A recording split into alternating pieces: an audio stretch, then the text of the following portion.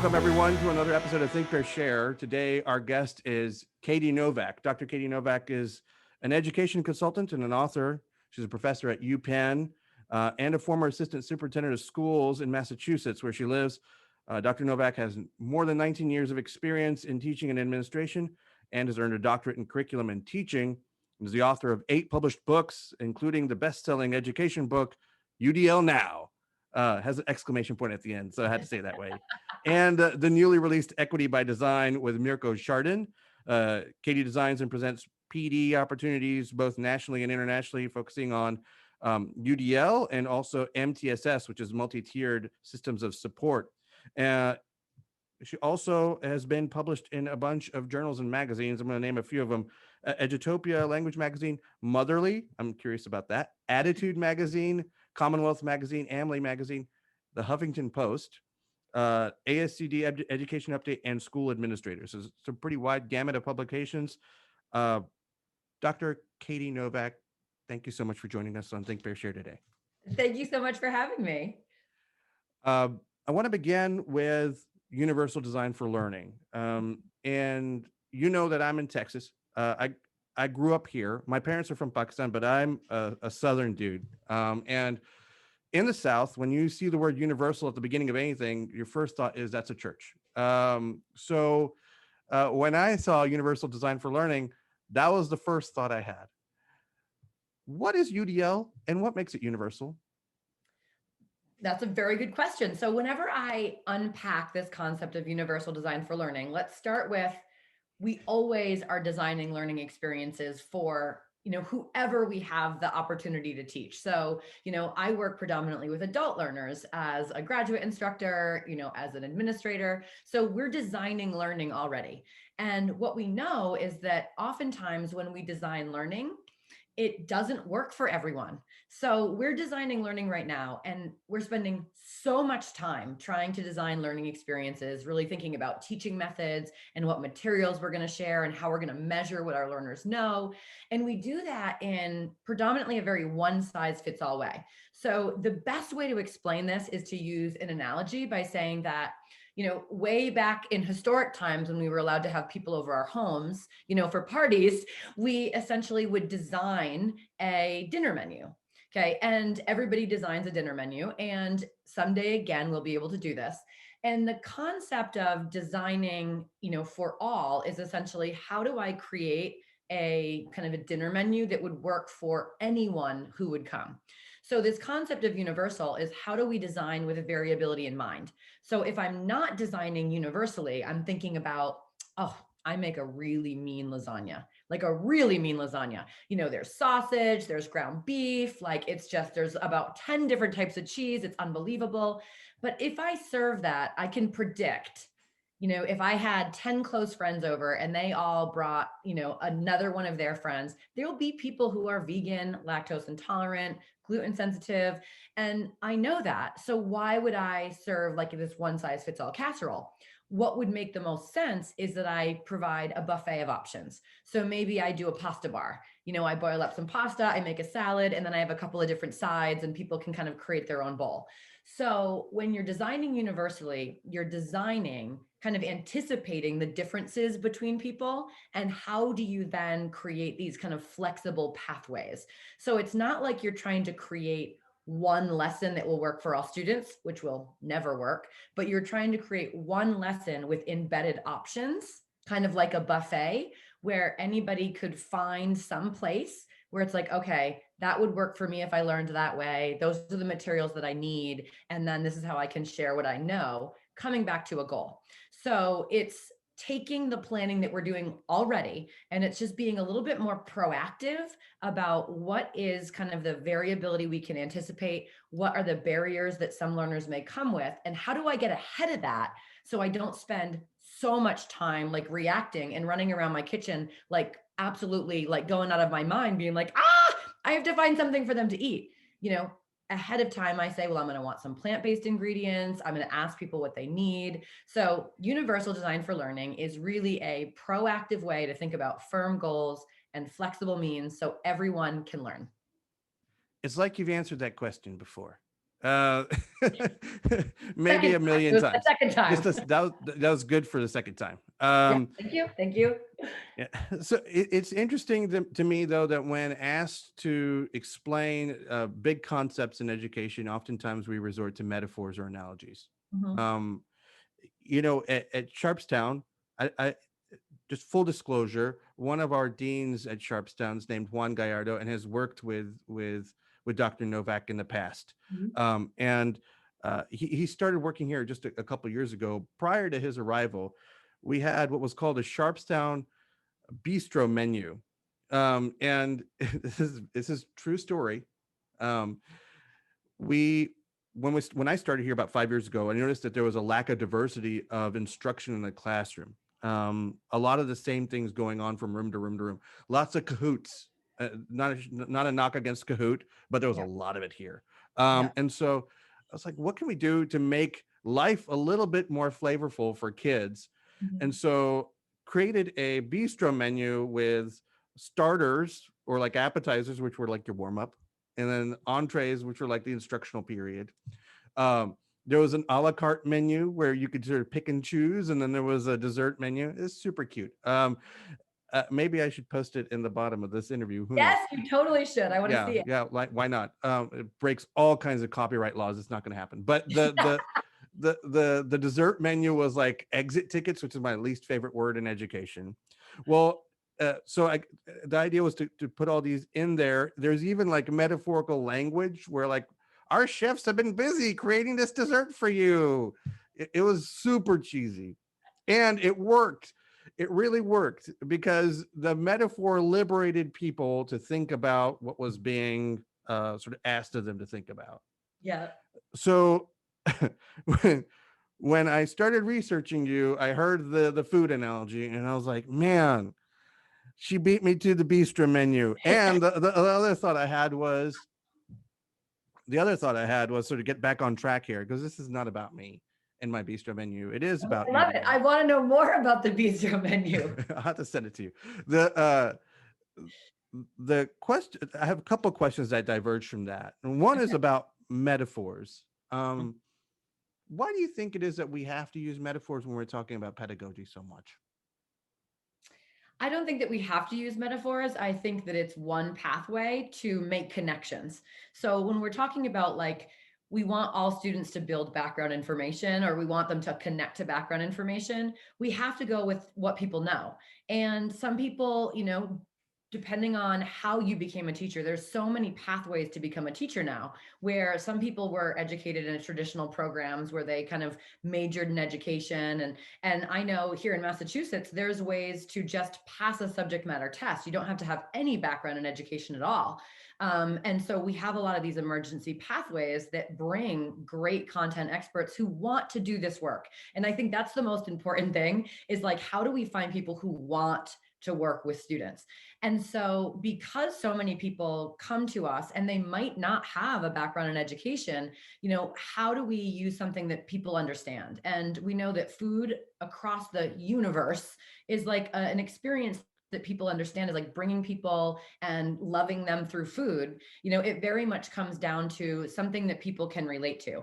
And you could talk to a teacher who's really designing things in a very traditional way. Like, this is how you're going to learn it. These are the materials you're using. This is how you're going to share what you know. But that same person, if I came to their house, would never just say, here's a glass of milk. They'd be like, oh, welcome to my house. Like, can I get you something to drink? Oh, I have water or tea. Like, we always go to like this or that, what works best for you. And inherently, I think we understand that.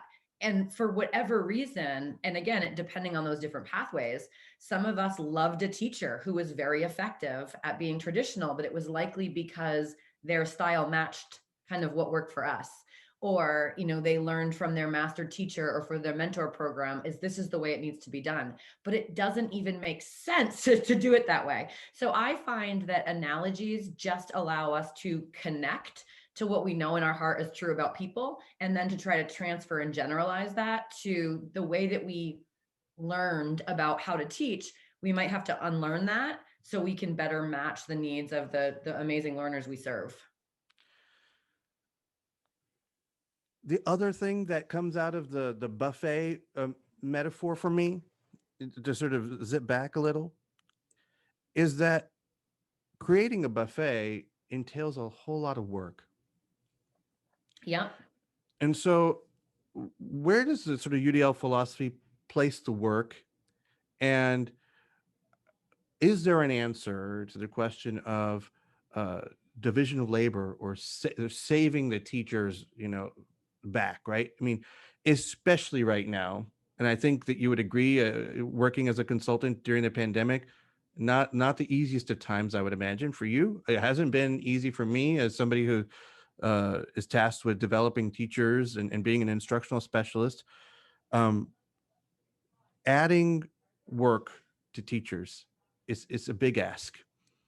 So I can imagine making one exquisite meal is hard enough. The buffet has got to be a backbreaker. So what's your response to that criticism? And I'm not saying it's a criticism of mine, but I'm just imagining a teacher hearing that and thinking, sounds good. So do I have to produce a buffet every day, every Mhm. period? How do I do that? So I don't think it's more work. I think it's different work. And that's the difficult thing here is we're not going to do everything we're already doing and then add on a buffet. It's like we have to unlearn some of the practices. So teachers spend an incredible amount of time assessing student work. Students are very capable of self-reported grading. They're very capable of, looking at exemplars and criteria and saying like, what is similar about my work? What are some areas that I need to move forward? So, I think that we have to recognize we're not getting any more time and we're probably not getting any more funding. And so we have to look at these finite resources and decide how do we apply them differently. And when I think about how do we create that buffet, first of all, you do not have to do that by yourself. So, a lot of teachers kind of learned that they needed to plan lessons themselves and they needed to be the ones who assess all of the student work. So the first thing that comes to mind is the opportunity for collaboration. So I know certainly that when I talk about UDL, I talk about that we can make universal design for learning work really well when we have a system that supports it. So do we have common planning time for educators? Are educators a part of professional learning communities where they can essentially decide on how do we create this together? So if I want all students to learn, for instance, about how animals adapt to their environment, I'm not the only third grade teacher in many cases. And even if I am the only third grade teacher in my district, social media and connecting with professional organizations, can I find another third grade teacher where I say like, okay, so here's a really great text that would be accessible to many students, but I know that some students are not reading at grade level yet. So I want to make sure that there's an audio version where I record myself. So the buffet becomes, here's the text that you can read. And then another option would be like, I record my voice so you can listen to it. And then another option might be, my students, predominantly speak Spanish. So how do I work with someone who can then record what it is in Spanish? And you're seeing all of these different things. But if each of us take one, we now have a lesson that's very, very universally designed. And the other thing is we need to co-create this a lot more with students. So my buffet is a heck of a lot easier if I potluck it. So I say, for instance, all of us are going to learn, about how animals adapt to their environment. I have a text which you can then have read aloud to you on the computer, or you can translate that. And I have, a colleague of mine who's read that if it would be more helpful to listen to the translation. But I also want you to have other tools that work for you. So I'm going to give you a half hour and give you some criteria for finding some additional resources. Here are the websites. Why don't you find something where you can learn more about animals? And that kind of becomes like a buffet where I don't have to be like, oh, I have to find 3 videos and then I have to find 2 articles and then I have to translate them all. So a combination of those things, it's about being really planful about what is it that all students have to know, what do they have to be able to do, and then the added benefit of students need to become expert learners. The old model of I tell you what to do, you do it is like great for robots, but not great for, anybody who is expected to be like a critical thinker and a problem solver. And what what I struggle with is I think sometimes the biggest barrier for the implementation of UDL is a belief system that kids aren't capable of co-creating their learning. So I just watched this amazing Shelley Moore video. She's a UDL consultant in Canada. And she talked about this concept of presuming competence. Like, oh, kids can't do that. Kids aren't going to be able to do that. They can't behave. They can't find their own resources. They can't make great decisions. And with a deficit-based mindset like that, I will tell you right now, they won't, because they'll never have the opportunity to try.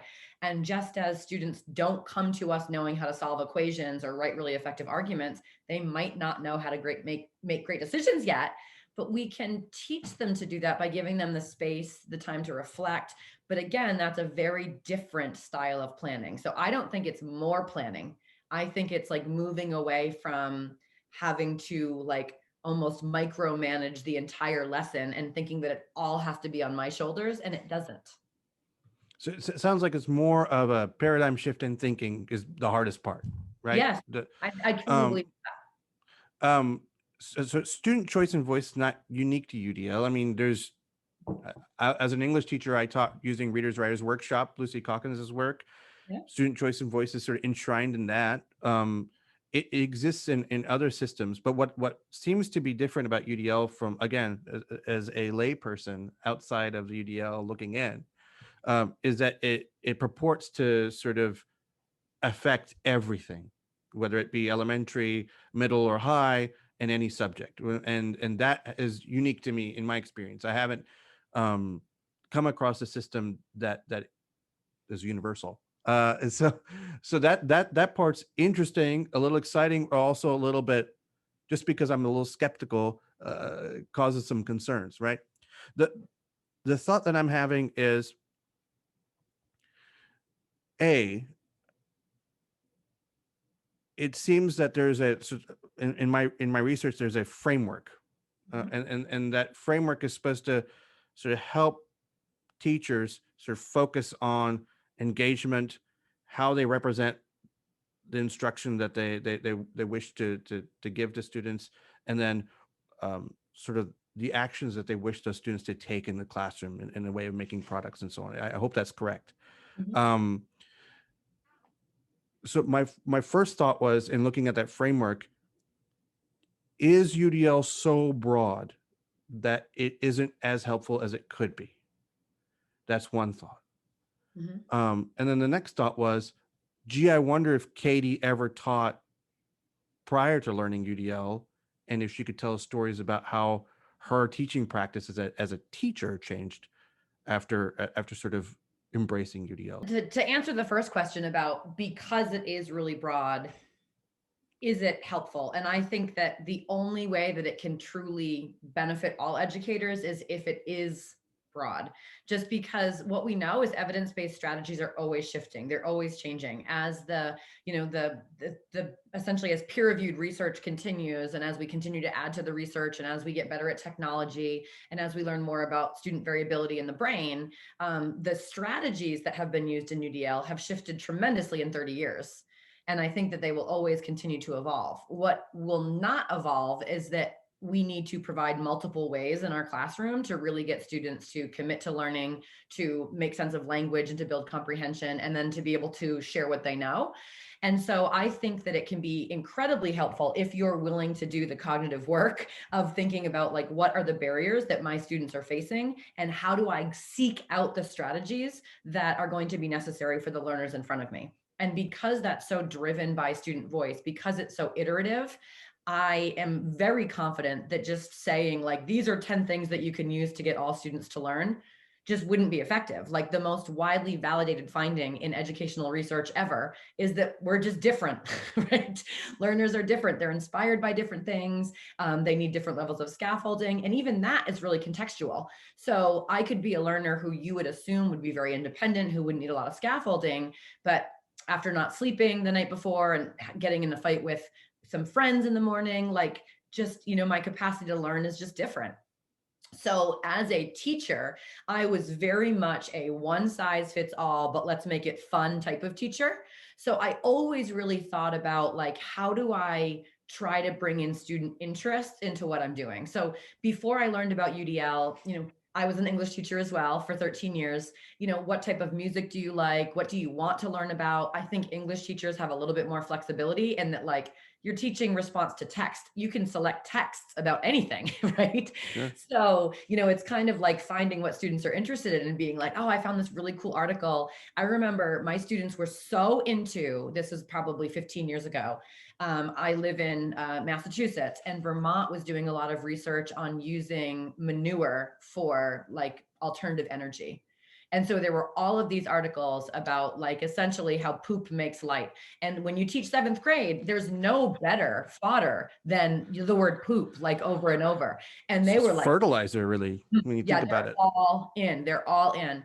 And so like, I was always able to kind of bring in things that were interesting, but then it would be like, well, now we're all going to read this.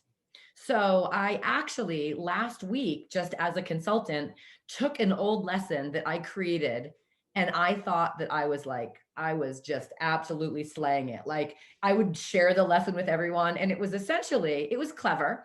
It was taking the text, The Fish, written by Elizabeth Bishop, who is an amazing poet when it comes to imagery. And it was like, okay, we're all going to read The Fish. But one of the things that she does really well in it is that she uses a lot of like use of color really explicitly, where she'll talk about like the brown skin is hanging, but also really implicitly, the color of ancient wallpaper. And so my lesson was essentially that I was going to teach a lesson on imagery by showing them Benjamin Moore paint colors. So like, notice how this color is called like royal blue.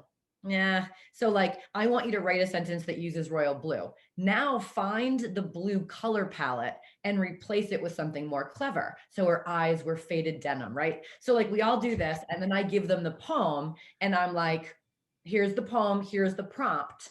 How does Elizabeth Bishop use visual imagery in her writing? So like, clever, so it's like, we have these colors, we all have these poems, but then I look at that now and I'm like, okay, solid lesson, but very culturally unresponsive. So white woman writer. So it's like, gosh, I'm not celebrating the diversity of writers who are really brilliant at using imagery. I'm also not providing any other way to access that text than just reading it silently. And although I've been really good about providing multiple means of representation in the instructional piece, like here's the colors, here's the visuals, work together, the actual text was very one size fits all. And then my goal was that they understood imagery, but they had to write the response. And there was no tools to write the response. I didn't give them a rubric. I didn't give them an exemplar. I didn't allow them to rewrite it. And a lot of people would look at that lesson and be like, that's an awesome lesson. Sure. And that's not a universally designed lesson, because I already know that it's very, very designed for like a dominant culture. Kids who have background with fishing, that's wallpaper, Yeah, wallpaper, fishing. And then you had to be able to decode and comprehend, and you had to be able to write. So I'm excluding any student who doesn't speak English. I'm excluding any students who's not reading at grade level. I'm excluding students who struggle with writing organization. And so how did I change it? And it was like, there's a lot of authors that are really good at imagery. So the first thing I want you to do is I want you to, to choose a songwriter that you love right now. And we're going to determine at the end of this whether or not your songwriter actually has some imagery chops. And so, they spend like 10 minutes, and it's like, some of them choose like a Juice WRLD or, I don't even know who's popular right now, but they choose an artist. And then they have a choice of either Elizabeth Bishop's The Fish, Maya Angelou, I Love the Look of Words, Sandra Cisneros' Hair, which is one of the vignettes out of House on Mango Street. Sure. They're diving into that. They're allowed to work with a partner. They're allowed to work with me in a small group while I'll read it out loud. So they're like grappling with all these texts. And then they just have to argue essentially who did it better, your artist or Cisneros or Angelou or Bishop, and then why. And they can do a voice recording, they can write it. There was a rubric, there's an exemplar. And so by having all those other options, it's more culturally sustaining, it's more scaffolded, and it eliminates that barrier of like, you have to speak English, you have to read at grade level, you have to know how to write a response. And when I showed people that, everyone's like, Oh, okay. Like I see that there. I see that more students would be successful. The classroom becomes less restrictive. And so like the before and after is really important. And, does it take a little bit more time to find those additional poems? Yes, I had to find two other pieces from diverse authors, but then students found the poem. So there's a little bit of potluck, a little bit of planning. And then we created the A little bit rubric. of Juice World. Yeah, a little bit of juice world. And you could Yeah. create the rubric together of like, okay, what would a really good response have now that you know about imagery? Because we still would do the Benjamin Moore piece, but like, what are we looking for?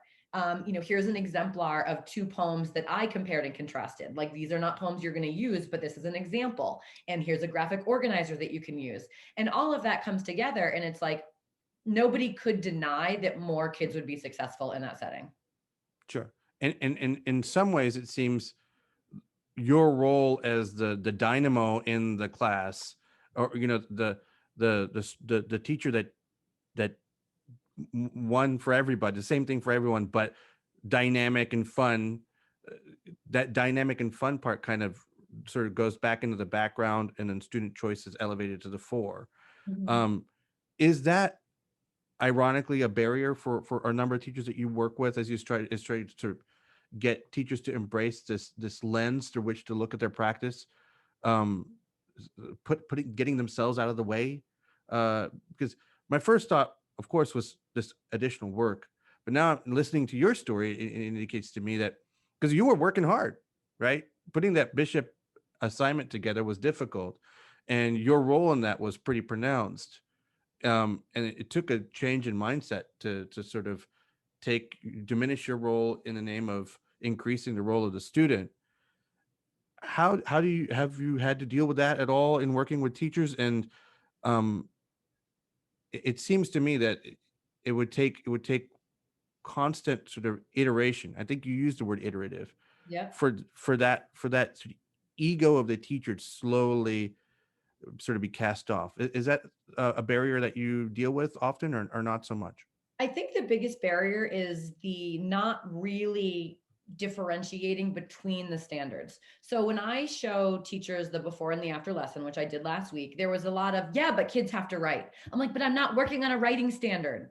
I am working on a language standard, like really understanding imagery. And I'm doing that so that they can write narratives which include imagery, and so they can critically analyze and reflect on writing that has imagery. But like right now, my focus is not students writing. And I think that sometimes we play like double jeopardy with ourselves, is like, yes, students have to write. Yes, students have to be able to understand language. Yes, they have to be able to read critically. And so we bunch those all together. And then it's like, but this is what I'm doing. And I think that just saying like, okay, like one of the standards I know is being able to write narratives with, well chosen details, and that's going to include imagery. And then there's a language standard about imagery, but I don't have to put those together all the time. And so I think that the biggest barrier is, I don't know if it's a willingness more than a fear of like, but what if students aren't writing? And it's like, well, then the next lesson, the focus would be writing. And then I'm not going to say you can record your voice or, you can work together, but I am going to say something like, okay, so, what prevents students from writing well? They don't know how to organize it. So I'm going to provide sentence stems. They struggle with writing, so they can use voice to text. The best writing is rewriting. So I'm going to provide everyone with an option to hand in a draft and get feedback. So it's a different type of thinking, but it really comes down to what is it that all students have to know and what students have to be able to do. And then how do I separate those things? And another thing that I think is really hard is a lot of people will say students have to be able to read. So across the spectrum, history, science, whatever subject it is, they have to be able to read. And I think that there is a lack of awareness that foundational reading skills are actually only in the standards from grades kindergarten to grade 4. And after grade 4, no one is teaching foundational reading skills anymore. So phonemic awareness and word segmentation. And so after 4th grade, if a student is functionally illiterate, a student is going to need a reading class. A system has to provide a supplemental small group reading class. And, as a 10th grade history teacher, I don't know of anyone that has a magic wand that's like, I'm going to make a kid a reader today. So the students who you are with still deserve access to grade level instruction, which is like reading grade level text. So you essentially have a choice. You can completely exclude the student because the student does not yet have the foundational reading skills, or you can provide an option for audio, for them to work with a partner, to pre-teach the vocabulary, to provide it to them in their language. And that is a choice that every teacher has. And some people aren't willing to provide those options. And I think it's a lack of understanding of what the standard's really asking, that reading is much bigger than foundational reading. And it's up to a system to ensure that students who are not readers by fourth grade continue to get that supplemental reading support in addition to, and not instead of, access to grade level text. So I was going to ask if standards themselves are a bit of a barrier, or certainly can pose barriers, at least how they're read. I glean that from your answer. Interpretation of the standards can be a barrier. I don't think the standards are a barrier, but I think that the interpretation of what the standard's expecting can be problematic. Do the standards need to be revisited with a UDL lens, though, as well? I mean, look, I know Massachusetts is a Common Core state. Texas is not, because Texas also has its own power grid. It's the same reason, okay? The same reason. But I would say that what are called TEKS, our Texas Essential Knowledge and Skills, very closely mirror the Common Core standards.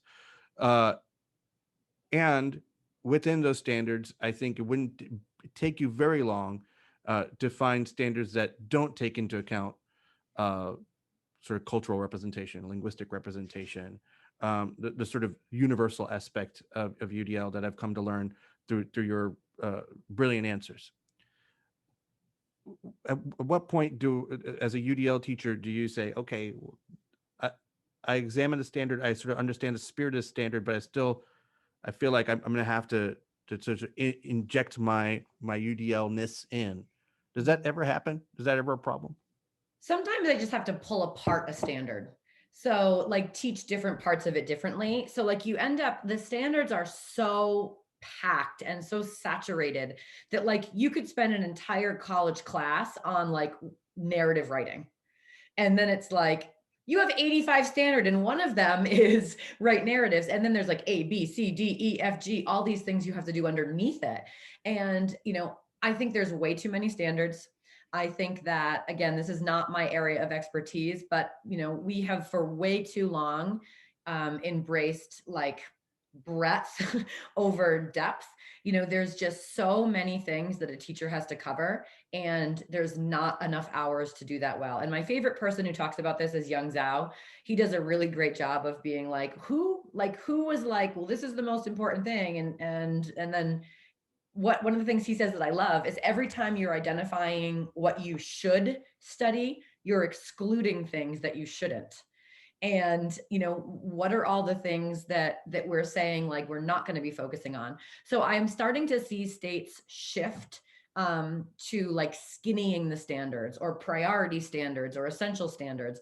And I think that if we as a field were able to get to a place where there were fewer standards, then people could design instruction that is much more effective, that is spiraling, that is vertically aligned. I know Joe Bowler out of California is doing like incredible work trying to decrease the number of math standards in every grade so more students have access to really rigorous mathematics.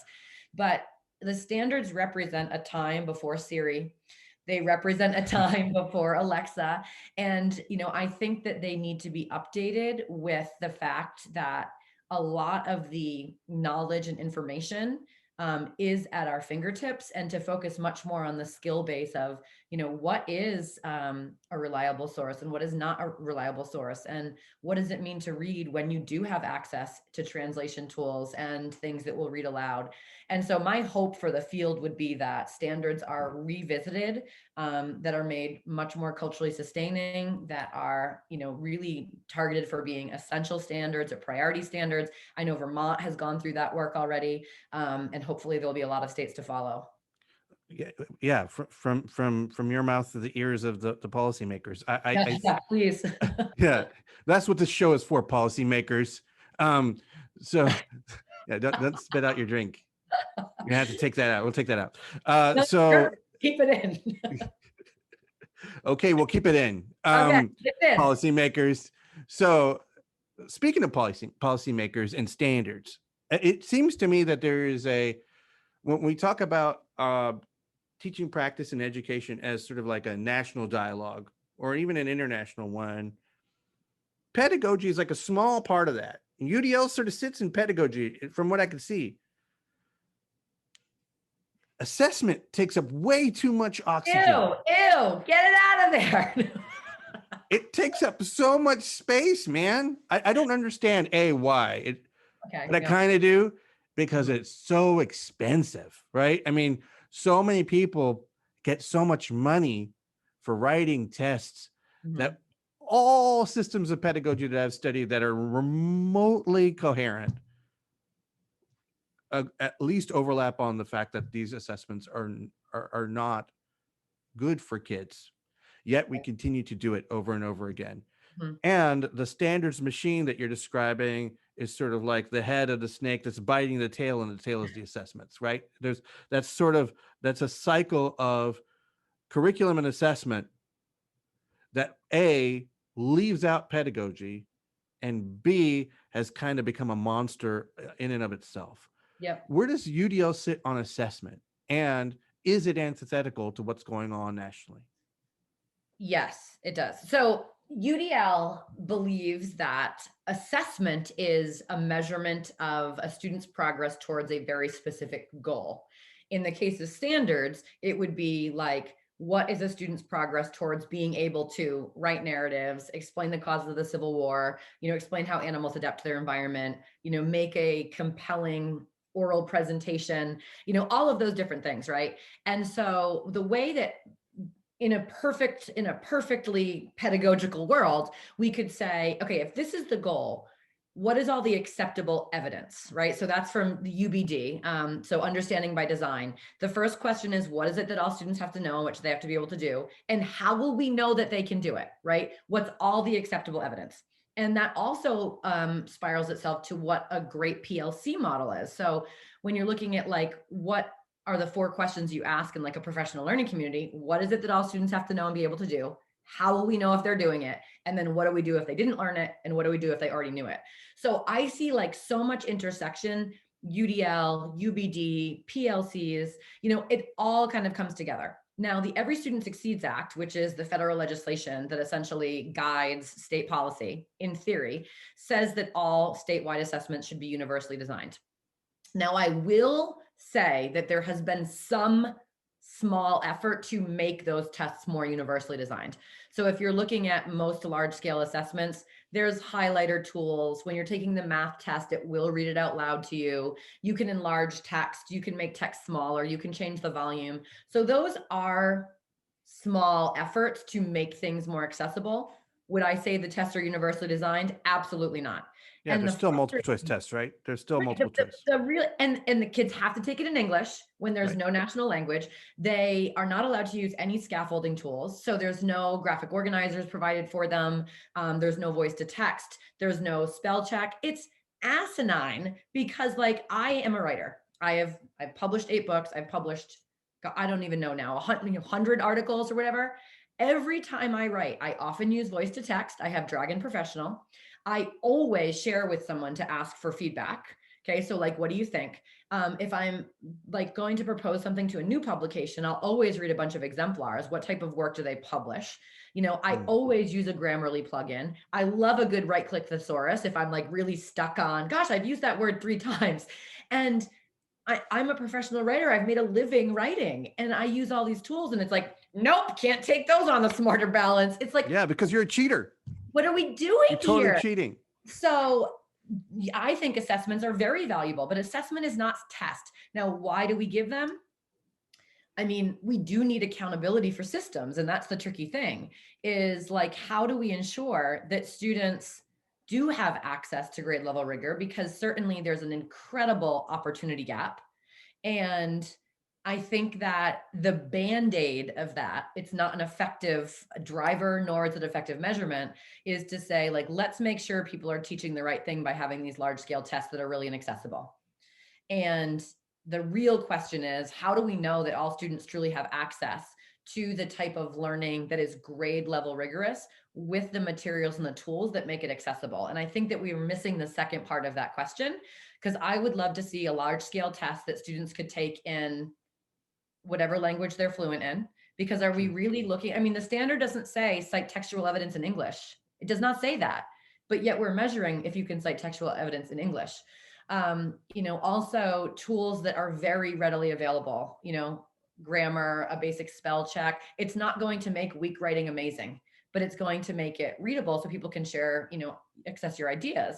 And until like the College Board and the SAT and the AP, until they shift, K-12 won't shift, because they're going to say, well, we have to take kids, so they can take the SAT. So what kills me here, right, is kids are in school for like 13 years if you have universal kindergarten, 13 years to graduate, 180 hours a year, right? So we're looking at thousands and thousands of hours of instruction. The SAT is what, 3 hours? We are literally designing systems so that the kids can write without spell check on the essay. Like, what are we doing here? It's bananas. Yeah, and here's the funny part: College Board, not a government entity at all. Right, not associated, can do whatever the hell they want. How the hell did that happen? Can we start an alternative College Board? I'm interested. I just want the money. So I've got a couple of bizarre questions for you. I know we're running short on time here now.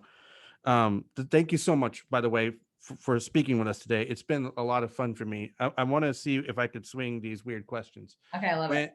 When looking at the UDL framework, kind of going back to UDL,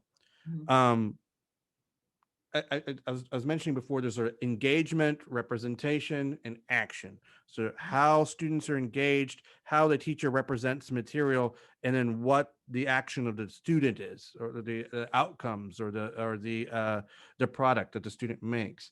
And it's sort of the ideal sort of top of that rubric is one where engagement is at a self-interest level, where I would assume, again, I'm sort of putting this in layman's terms, that students' interest comes intrinsically, right? They're seeking out learning. They're sort of the engines of their own learning. Representation in that, the teacher's role is to make sure that kids are comprehending. And then the action is what's called executive action. I was sort of mulling it over, and I was wondering if Katie Novak were to add a fourth level to the framework, what could that look like? And the reason why I was thinking that way is I'm a big Benjamin Bloom fan. I know that Bloom's taxonomy had a big influence on the UDL framework and on the folks that sort of came up with UDL in the 90s. Comprehension is not the top of Bloom's taxonomy. So would there be like a fourth level with creation or synthesizing or something like that, as sort of what the teacher is sort of impelling kids to do in representation? And what could that look like in terms of engagement? And what could that look like in terms of action? Is that question too weird for this interview? No, I don't think it's too weird. I think that like UDL doesn't exist in isolation or in a vacuum. And I think that it's very much informed by other focus areas in education. And so I often present about UDL and like Webb's depth of knowledge. Like, how do you universally design opportunities for deeper learning? So I don't think that UDL necessarily has to encompass all of those pieces, because it really is like, how do you approach design? So like I approach design thinking about, how do I get kids to really commit to this? How do I make sure that they're self-regulating and they're reflecting? How do I make sure that there's, resources that they can not only perceive, but they understand the language and then can build comprehension? And then how do they express what they know? And there's no ceiling on how they express what they know. It just basically says, like, you have to provide lots of opportunities for students to build executive functioning and to use this information in ways that are authentic and relevant and meaningful. And so when we talk about that, we I think bring in a lot of other frameworks. So, one of the things that UDL has not talked about explicitly, and I know that the field out of CAST, they're doing like amazing work of trying to be much more focused about that, like essentially implicit bias and a lack of cultural awareness, and a focus on one size fits all teaching actually necessitates being culturally responsive.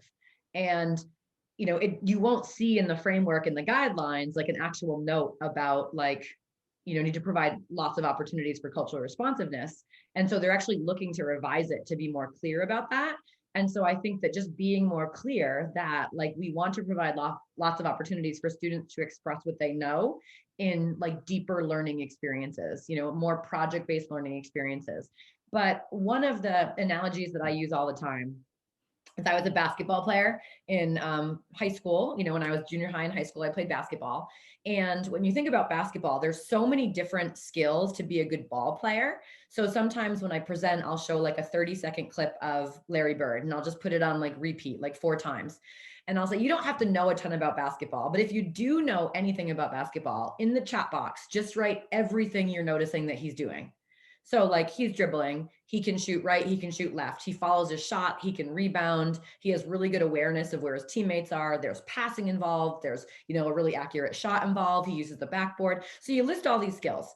And I always say like, would we agree that that's basketball? Yes, we would.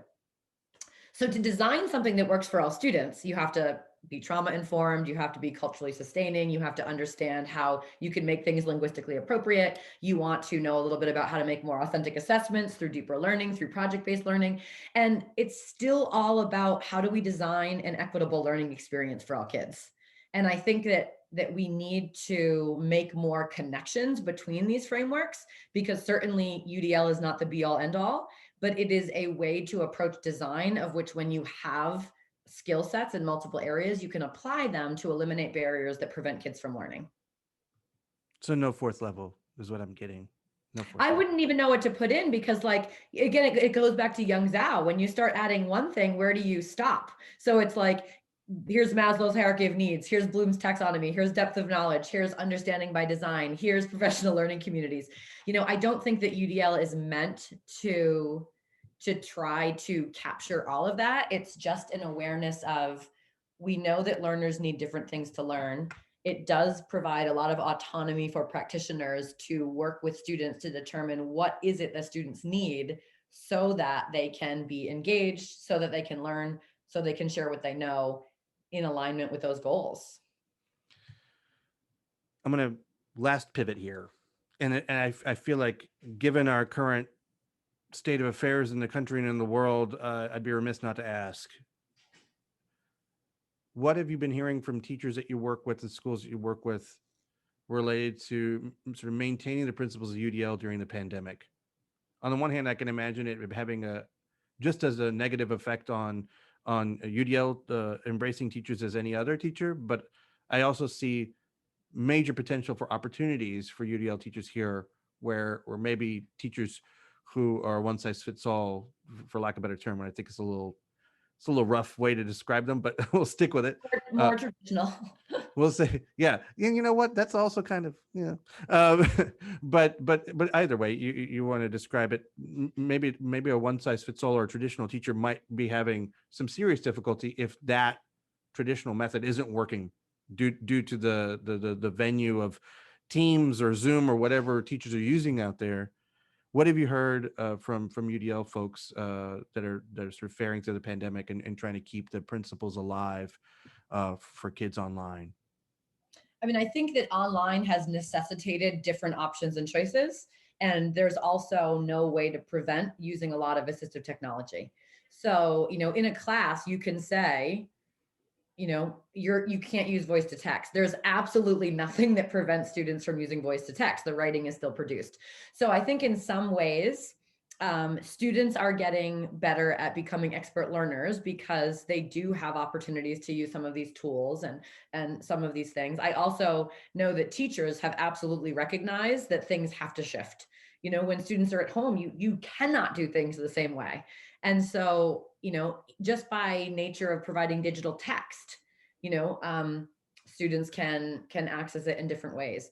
My overall observation has been that teachers that I have worked with, more long-term, who do kind of think about flexibility and allowing students to choose their own way and allowing those flexible pathways, probably had I don't want to use the word easier transition, because I don't think the transition was easy for anyone. I think that teachers were asked to do something that was almost impossible, in that there was no time to prepare for a shift to completely change everything in education. And I think that even teachers who are continuing to support student learning and do have students who are really logging in and committing. I've worked with a lot of districts who are really focused on UDL, who have seen learning loss. Now that kids are starting to come back into school and they're running their universal screeners, they are seeing some declines. I also know that teachers are at a place that almost every district that I present in, teachers are just feeling really drained, really overwhelmed. They've given up themselves for design and for teaching and learning and for kids. I often present on a Friday and I'll say, like, what are you doing this weekend? Totally lazy, doing stuff around the house, hanging out with the fam, schoolwork. And then I'm always like, wrong answer. Like 50% of teachers on a Friday will be like, I'm spending all weekend doing schoolwork. And I'm like, no.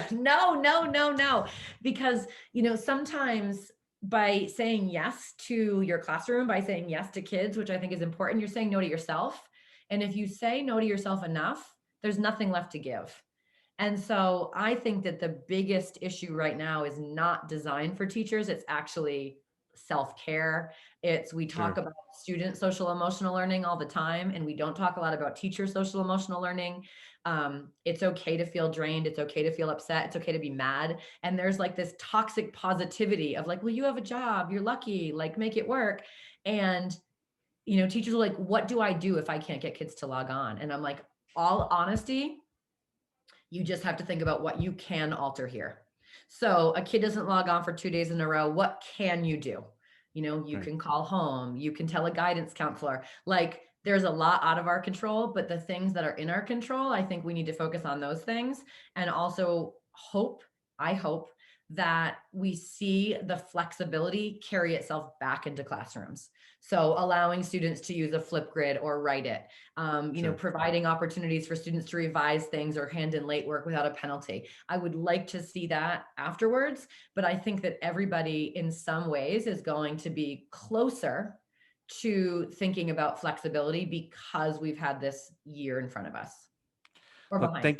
thank you so much for giving voice to folks who believe that a sane, happy teacher is a better teacher than one that doesn't feel that way. Just like a sane and happy parent is a better parent than one that doesn't feel that way. And whatever the cost of sanity and happiness is, it's well worth paying, I think, is a moral of the story. And thank you also for being a sane and smart voice in the edusphere and promoting ideas that I think are going to make American education better. The more folks listen to them and the more folks actually bring them to bear. If ever you are here in Texas in the future, when this whole thing is over, it would be great to have you here at Sharpstown. Katie Novak, thank you so much for being on Think Big Share today. Thank you for having me.